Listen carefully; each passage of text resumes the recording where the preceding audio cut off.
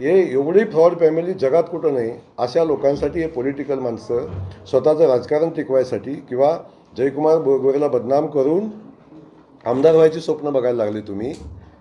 आणि रामराजे म्हणावं मी असा पडेन काय. आत्तापर्यंत प्रत्येक वेळी तुम्हाला वाटतं माड्यात काय झालं, माड्यात काय झालं विषय सोडा, फलटणमध्ये काय झालं याची चर्चा करा ना.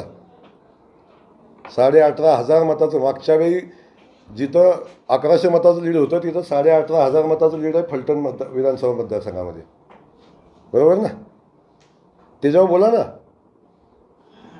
फलटण खासदाराची निवडणूक झाली, निवडणुकीत सगळ्या महाराष्ट्रात काय घटना घडली, पराभव स्वीकारला नाही आम्ही. आणि जयकुमार गोरेन जबाबदारी घेतली, भारतीय जनता पक्षाने नाही. जयकुमार गोरेन, मी तिकीट मागायला गेलो नव्हतं रणजितदादांचं, पक्षानं तिकीट दिले तरी कार्यकर्ता म्हणून भारतीय जनता पक्षाचा मी जबाबदारी स्वीकारतो निवडणुकीची. माझ्या मतदारसंघात लीड दिला असलं तरी.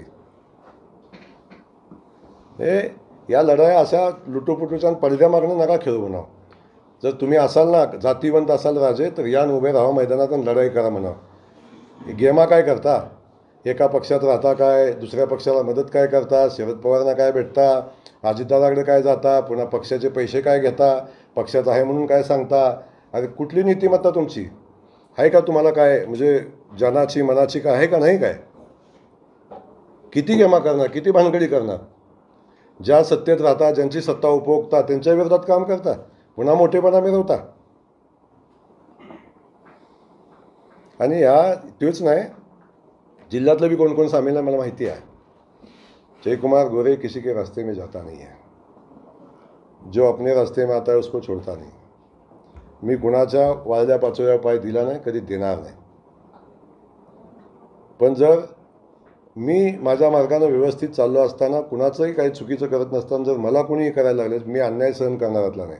मग बलिदान झालं तर चालेल, पण मी शरद पवार पुढे झुकणार नाही. मी या प्रस्थापितांच्या समोर झुकणार नाही. मी माझी लढाई लढणार आणि जे काय असेल ती लढाई लढून जिंकणार हे 100% सांगतो.